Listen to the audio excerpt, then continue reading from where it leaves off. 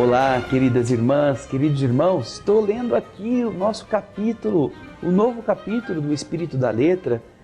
O nosso lar é aquele que vai nos ensinar muitas coisas, o capítulo 47, a volta de Laura. A cada programa, um capítulo novo, e nós estamos nos acercando do final do livro. Que coisa boa, não? Podermos ter ao longo de todos estes quase 50 programas falado de tantos ensinamentos, como são estes que nós temos procurado esmiuçar para extrair da letra o Espírito. Você sabe que André Luiz conhecia, e foi ela quem o abrigou, não é? Assim que ele saiu do hospital em nosso lar, a senhora Laura, a mãe de Lísias. Agora, o capítulo 47 vai nos falar um pouco dos planos que ela está tendo. Além da mãe de André Luiz, que está projetando regressar à Terra, Dona Laura vai fazer a mesma coisa. Então, acompanhe o texto do capítulo 47 e você poderá desfrutar conosco dessa leitura edificante. Vamos lá. Não só minha mãe se preparava para voltar aos círculos terrenos, também a senhora Laura encontrava-se em vésperas do grande cometimento. Avisado por alguns companheiros, aderi à demonstração de simpatia e apreço que diversos funcionários, particularmente do Ministério do Auxílio e da Regeneração, iam prestar à nobre matrona por motivo de sua volta às experiências humanas. Realizou-se a homenagem afetuosa na noite em que o Departamento de Contas lhe entregou a notificação do tempo global de serviço na colônia. Não é possível traduzir em letras comuns a significação espiritual da festa íntima. Vejam só, todo o serviço que ela prestou na colônia estava registrado. Preparando-se para voltar à Terra, um departamento de contas apresentava a ela esta situação de quanto ela tinha servido. E isto lhe dava o quê? Dava uma noção de trabalho, de merecimento, de tempo disponível e dispendido em favor dos semelhantes, para também que ela pudesse contar com esses acúmulos de experiências e de doações pessoais em seu benefício. Veja que coisa interessante. E então, a sua residência estava repleta de melodias e luzes. As flores pareciam mais belas. Numerosas famílias foram saudar a companheira, prestes a regressar. Os visitantes, na maioria, cumprimentavam-na com carinho e logo deixavam-na. Não ficavam lá fazendo presença constante. Agora, os amigos mais íntimos permaneciam até a alta noite.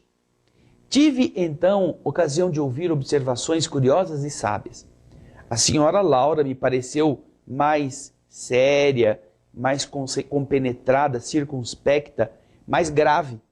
Notava-se-lhe o esforço para acompanhar a corrente de otimismo geral. Estava cheia a sala de estar e a genitora de Lísias, a Dona Laura, explicava àquele que era o representante do departamento: creio, não devo me demorar mais que 2 dias para voltar. Terminaram as aplicações do serviço de preparação lá no esclarecimento. E com um olhar algo triste concluía: como vê, estou pronta. Triste? Por que triste? Algo triste significava o quê? Ela estava voltando para a Terra e estava meditando sobre isso, não é? Estava preocupada. É um novo desafio. É nesse sentido que a pessoa está assim, é como quando você vai fazer uma cirurgia, né? Você já foi para o hospital, né? Tudo vai dar certo, é tudo maravilhoso, o médico é o melhor, o hospital é o melhor, só que aquele friozinho na sua barriga, né? Aí tem que entrar na sala de cirurgia. Então, aí é com você. Assim estava a Dona Laura, apreensiva, na expectativa. Acompanhe o texto.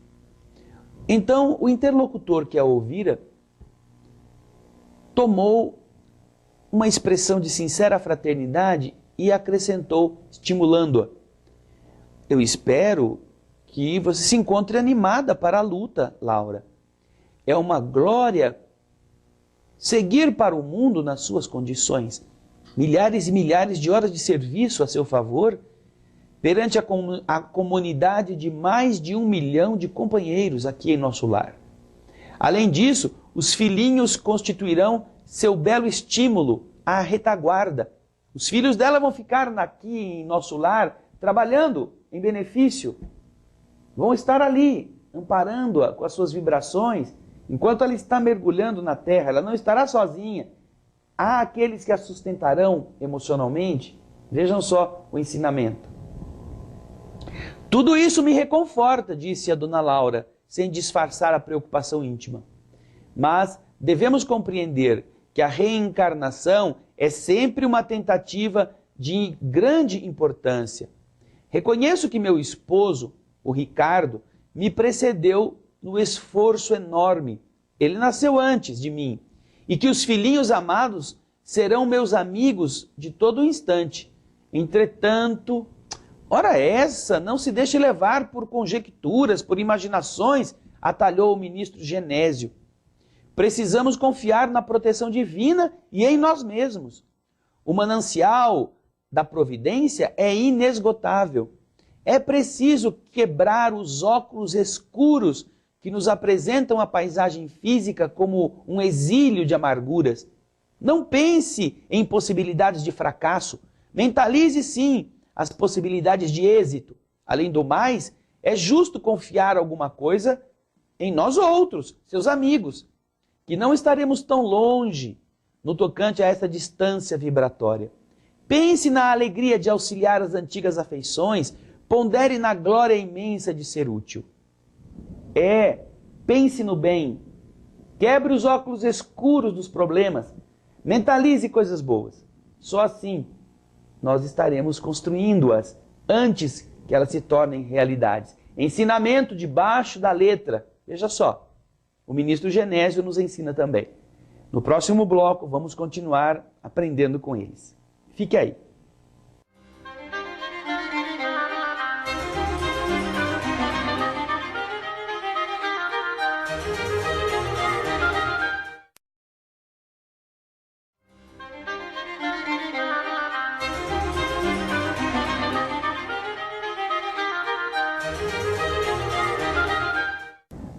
Estamos voltando com o programa Espírito da Letra, analisando a obra de André Luiz, o livro Nosso Lar.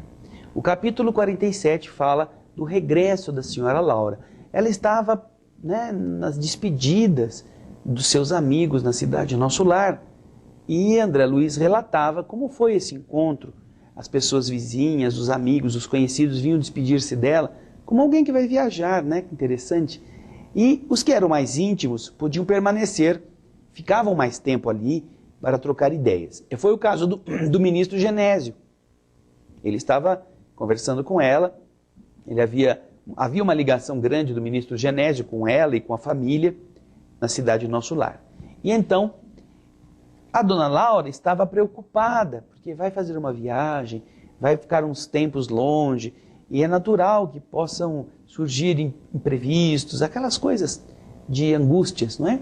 E então o ministro disse para ela: não, você vai sair daqui muito bem amparada, você tem tantas horas de serviço prestado, você tem seus filhos, tem os seus amigos, tem a nós, você sabe como fazer as coisas. Então é preciso quebrar o óculos escuro do pessimismo, da ideia de que vai dar tudo errado. Não, pense na glória imensa de ser útil, disse o ministro Genésio. Então, a senhora Laura sorriu, parecendo mais encorajada, e acrescentou: tenho solicitado o socorro espiritual de todos os companheiros, a fim de manter-me vigilante nas lições que eu recebi aqui em Nosso Lar. Bem sei que a terra está cheia da grandeza divina.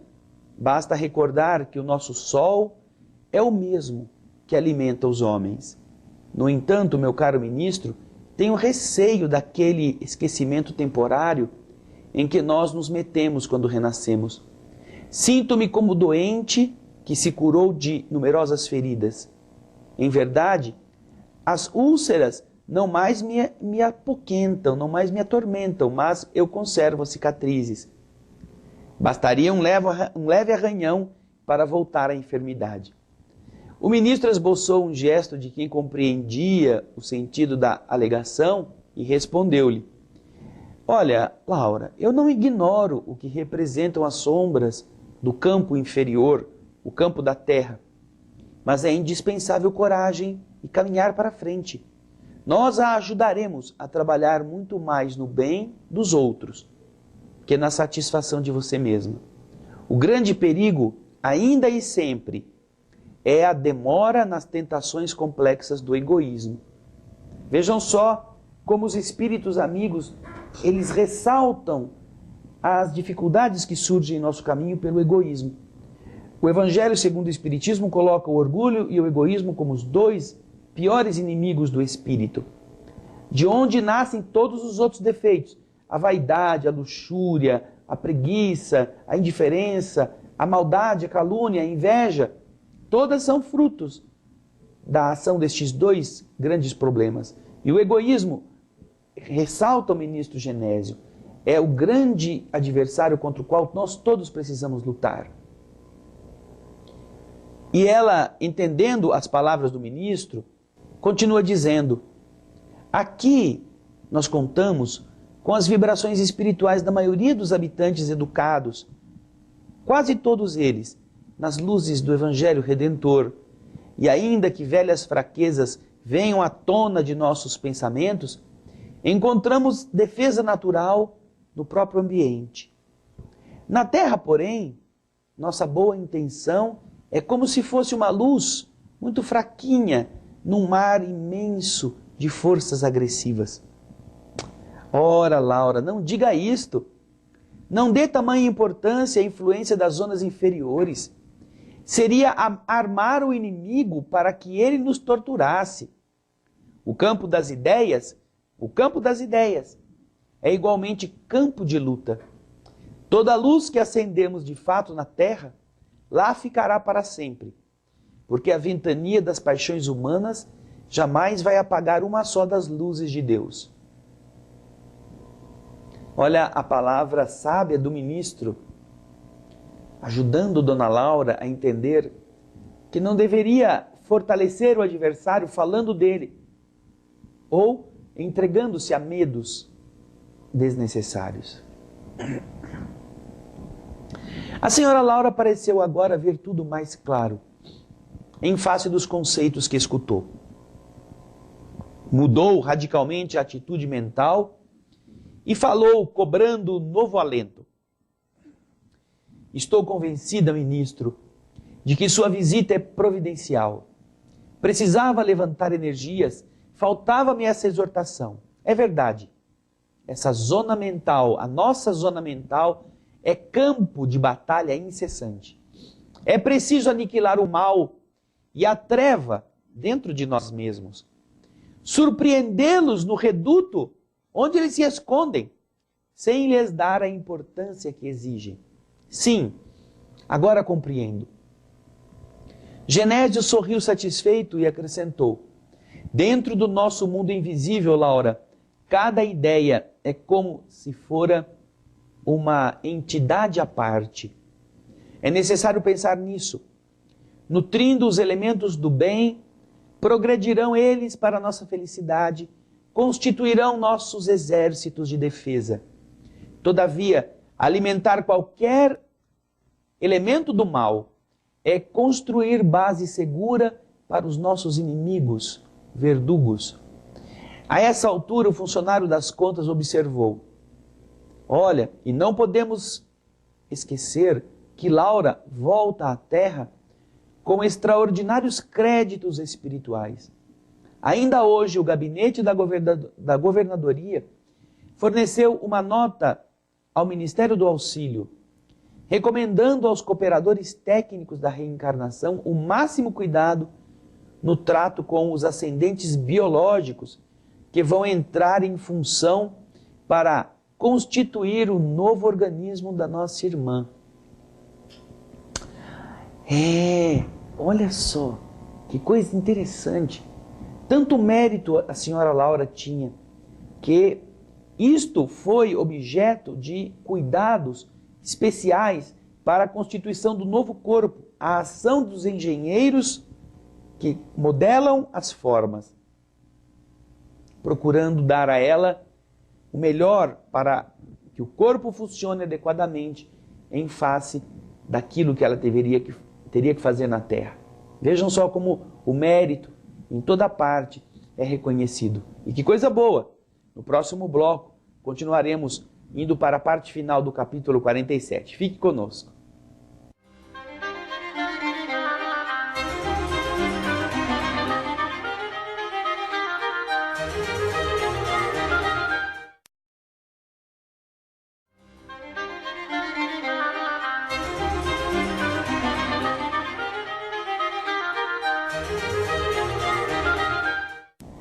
Estamos voltando com mais um bloco do capítulo 47 do livro Nosso Lar, A Volta de Laura.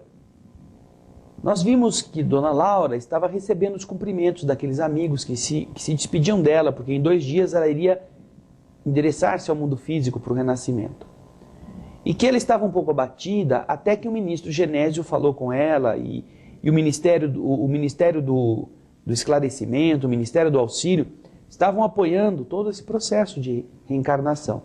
Além do funcionário do Ministério de Contas explicar que ela tinha méritos tão grandes que o próprio governador, a própria governadoria, realçou a necessidade de cuidarem dos processos biológicos na modelagem de um corpo físico adequado perfeitamente às necessidades da senhora Laura.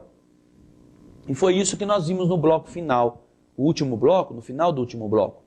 E então, esse organismo que a Dona Laura ia vestir na terra era uma roupa feita na medida, com todos os detalhes. Ela então se lembrou disso e disse: é verdade, pedi esta providência para que não me encontre demasiadamente sujeita à lei da hereditariedade. Tenho tido grande preocupação relativamente ao sangue, disse Dona Laura. E então, um dos interlocutores disse para ela: repare que o seu mérito, Laura, aqui em nosso lar, é tão grande que o próprio governador determinou medidas diretas. E então o ministro Genésio, sorridente, disse: não se preocupe, portanto, minha amiga.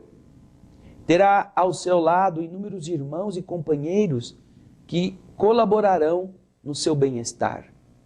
Graças a Deus, disse a senhora Laura. Faltava-me ouvi-lo, faltava-me escutá-lo. Lísias, o filho de Laura, e as irmãs de Lísias, não é?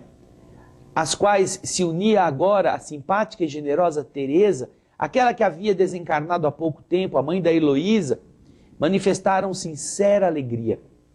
Minha mãe precisava esquecer as preocupações, comentou Lísias. Afinal de contas, não ficaremos aqui dormindo. Tem razão, disse Dona Laura. Cultivarei a esperança, confiarei no Senhor e em todos vocês.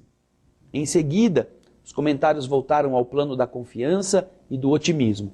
Ninguém comentou a volta à Terra senão como uma bendita oportunidade de recapitular e aprender para o bem.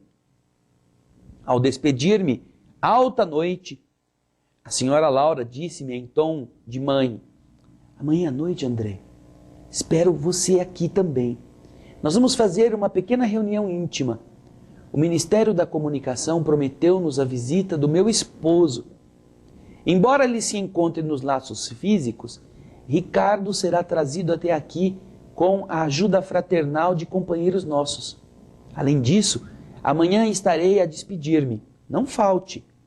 Então, agradeci emocionado, esforçando-me por ocultar as lágrimas das saudades prematuras que me despontavam no coração. Vejam só como é bonito este momento, como se nós fôssemos dar apoio para fortalecer aquele ser que vai voltar ao campo de lutas. Nós, quando estamos no processo da desencarnação na Terra, padecemos, sofremos, reclamamos, não queremos que a pessoa vá embora, que a pessoa se despeça da gente, ficamos lutando, e é muito justo, é muito compreensível.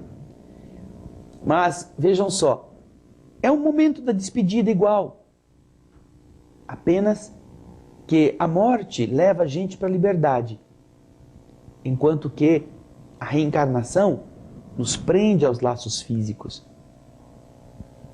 Daí ser preocupante para a Dona Laura voltar e ficar esquecida daquelas lições que ela já havia aprendido.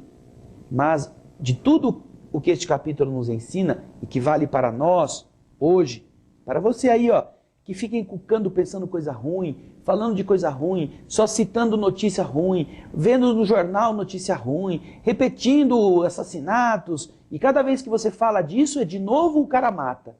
Pode ver.